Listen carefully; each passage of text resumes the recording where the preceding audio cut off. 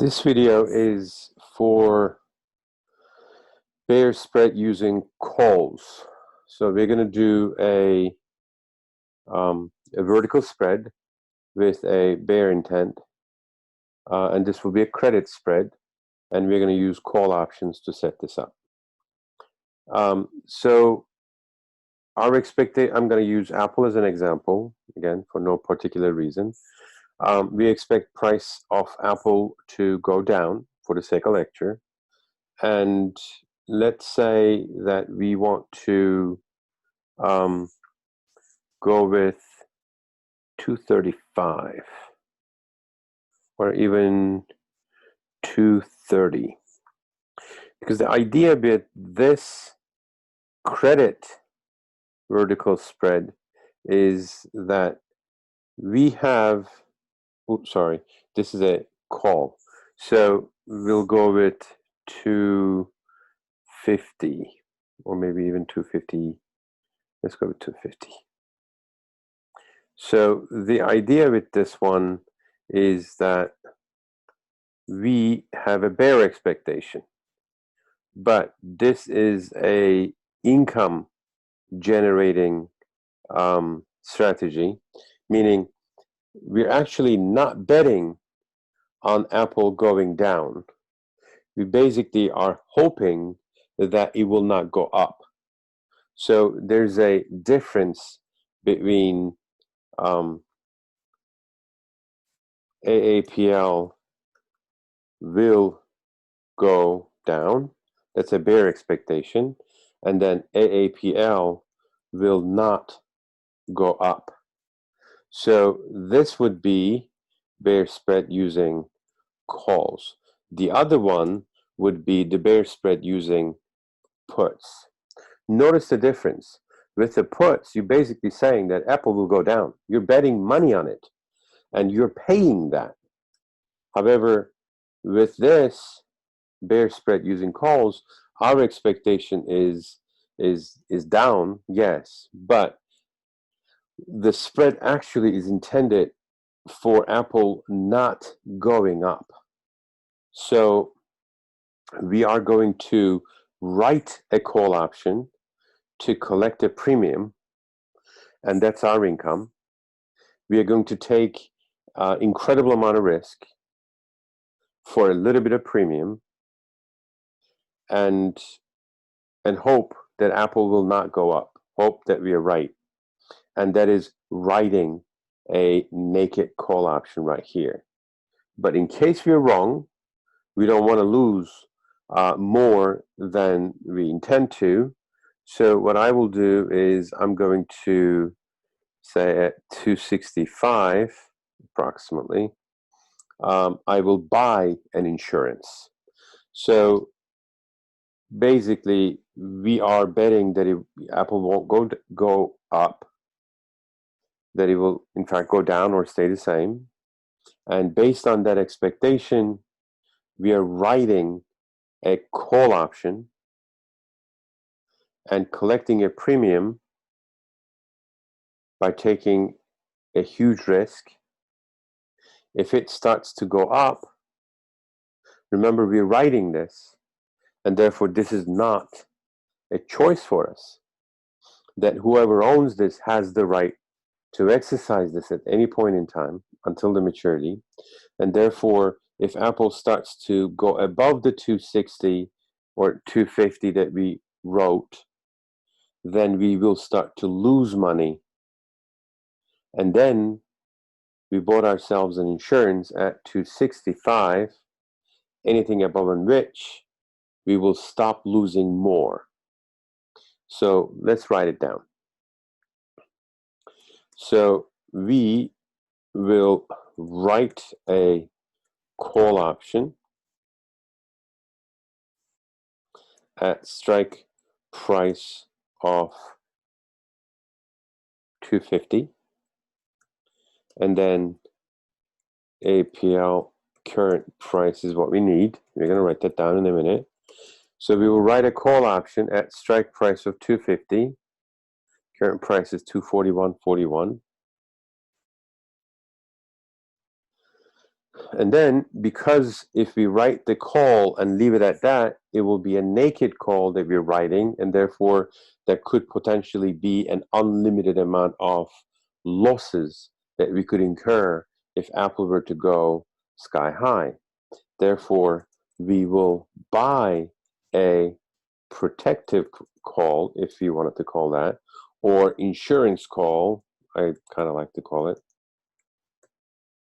Basically, we'll cover ourselves with a long call option at a strike price of 265. And notice I'm actually choosing these strike prices for the sake of the lecture, and they could potentially be anything we want to do. So let's take a look at the prices. We want the call option at 250. So these are the call options for April the 9th. Tonight is a Sunday night, and Friday is Good Friday and Easter. And there's no expiration for Friday, so this is the Thursday's expiration. So we want to have a call option at 250. So this is your call option, and we're going to be buying it, and therefore we're going to use the ask price. Notice this column is the ask price, and this column is the bid price. And since we are, we're writing this one at 275. So we will collect, because we are writing this, 275, so $275. The next one, we are buying it, so 265. 250 is what we are writing, and therefore that's what we're collecting, 250. And then 265 is what we are buying to protect ourselves. So that's a 40 cents. 265 is 40 cents. We will pay $40. Is that right? 265, $40. That is rather cheap. Maybe we could have even done it, say, 260. Because you see, the risk we're taking is from 250 all the way down, all the way up to 265. That's a $15 off a risk. And with 100 shares, that is $1,500. So if we were to buy our protection a little higher, so instead of 265, perhaps move it up to 260, notice there's not much of a price difference. And instead of paying $40 for that insurance, we could actually buy a better insurance at 260, limit our loss to $1,000, only a difference of $37. So instead of paying $40, we'll pay $77. I think I like to do that. So instead of 265, I go down to 260. Oh, that looks much better. So we go 260. Ooh, look at that. I actually had it right exactly at 260. And because the 260 is only 77 cents, it just makes sense to limit our loss to a difference of 260 to 250. That is $10, 100 shares, $1,000 loss, instead of the 265 that I initially thought that would actually give us a $1,500 of potential loss. So instead of paying $40, we're going to be paying $77. So then overall, we will collect $275, and then we're going to pay $77, and therefore we're going to have $198 off an income. Right? Now notice we are taking a risk of $1,000 loss, and that's a potential loss if Apple were to go up. But if it doesn't go up, then we are collecting the $198 upfront, and that's for us to keep. So let's set up our spreadsheet to see a little bit of a scenario as to how much money we're collecting and what sort of risk and profit that we could potentially make out of this vertical spread. So this is Apple. We are bear. This is a vertical spread. And we're going to use calls. And this is a credit spread, meaning that we're going to be collecting money. So we're going to have first a short call, and then the second one is a written call.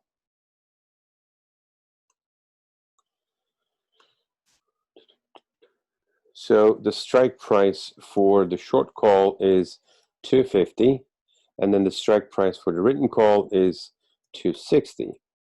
Now the price for the short call was 275. That is what we're collecting. And then the written call was $77. So overall income is then 275 minus the $77 that we pay for the insurance is 198. So the scenarios, right? So this is exercise value. Let's have another one, and then the overall value. And then we're going to have the scenario spot prices. So if the price, let's take a look at our chart again. If the price goes down, like we expected it to, say to, let's make it stay the same. Say it stays around 240. So if it stays around 240, this is a call option, and therefore the person who actually bought this from us has a right to buy it at 250. Why would he buy it at 250 when the market is at 240? And therefore this has a value of 0. Now, oops, this is the short call. This is the purchased call. Sorry. So the purchase call is the insurance or our cover or protective call. Different textbooks and different people refer to it differently. So the purchase call, we have a right to buy at 260. Spot price is 240. Why would we? So it has a value of 0. Now let's say that it actually goes down to say $200. The same deal. Short call has the right to buy at 250. Why would they? When the spot price is only $200. Therefore, this has an exercise value of 0. With the purchased call, the one that we bought, the exercise value would be, again, 0, because we have a right to buy at 260, but the spot price is 200. So why should we buy it at 260?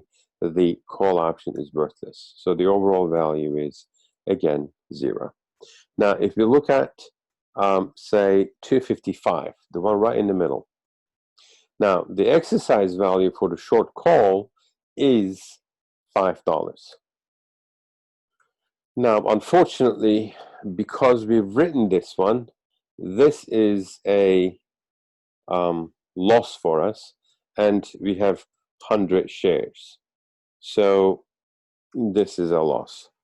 Now, with the short call, if the spot price is 255, the person to whom we've written this option to will exercise and buy the shares from us at 250.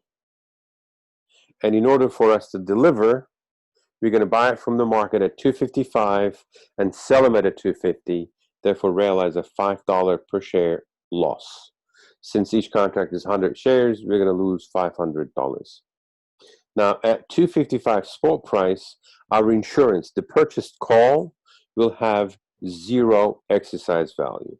Because why should we buy Apple at 260 using our option when we can buy it from the spot market at 255? And therefore, the combination of both, we have a $500 loss. Let's say that the price goes at 260. Well, at 260, we realize our maximum loss. Now, again, this is a loss. So we will buy at 260 and then deliver at 250, unfortunately, at the price that we promised that we would, and we will realize $1,000 loss. Again, we have a short call, meaning that somebody bought this call from us and they have a right to buy from us at 250. Now, if they buy from us at 250, in order for us to deliver those shares, we have to go in the market, buy Apple shares at 260, and then sell them at 250 and realize $1,000 loss. Now, the purchased call, the one that we have a right to buy at 260. Market is 260. Therefore, this is worthless. So our overall loss will be $1,000, and that is our maximum loss. Notice the maximum loss is the difference between the strike prices of the short call and the purchased call. Let's say price goes up to 270. We were really wrong. Now, our short call will have a significant loss. We are going to buy from the market at 270 and then deliver at 250. And we're going to do this for 100 shares and therefore realize a $2,000 loss. However, now we have a purchased call. This time we can buy at 260 and sell at 270 for 100 shares. Notice what we did. This is a call option that we own. This is our insurance. We have a right to buy at 260 and then sell in the market at 270. Therefore, we have a $10 per share profit. We have 100 shares and therefore $1,000 profit. Overall, we have a $2,000 loss and $1,000 profit, which gives us $1,000 loss overall. Let's say Apple went to $400. Oh my God, the short call is going to give us incredible amount of loss. That is the worst case scenario that could potentially happen. Or, it could go to say $500 or $1,000. A lot of loss. We have to buy Apple shares at 500 and deliver at 250, and we'll do this for 100 shares, and therefore we're going to have $25,000 of a loss. However, on the protection side, on the purchase call, the insurance to cover, now we can buy at 260, sell at 500, and therefore realize a $240 per share profit. Since we have 100 shares per contract, that's a $24,000 of a profit. Notice no matter what happens to the price, our short call will increase the loss. However, our insurance, our purchase call will also generate us some profits. And therefore, the difference will be the difference of the strike prices, and therefore our maximum loss will be $1,000. Now, this is an income generating credit vertical spread. Therefore, we have a fixed income that is 198. That's not going to change. However, we could potentially lose up to $1,000. So if we lose $1,000, since we had an overall income, we can potentially lose from this $802. So we either get to keep $198 or lose $802. And this is the expectation of a bear, but this is a little bit different than the speculative bear expectation, because we're not saying Apple is going to go down. We're simply saying that Apple is not going to go up. So this is the bear vertical spread using calls, credit vertical spread using calls, and we have this protective call that protects us from further losses. So that's about it. Thank you.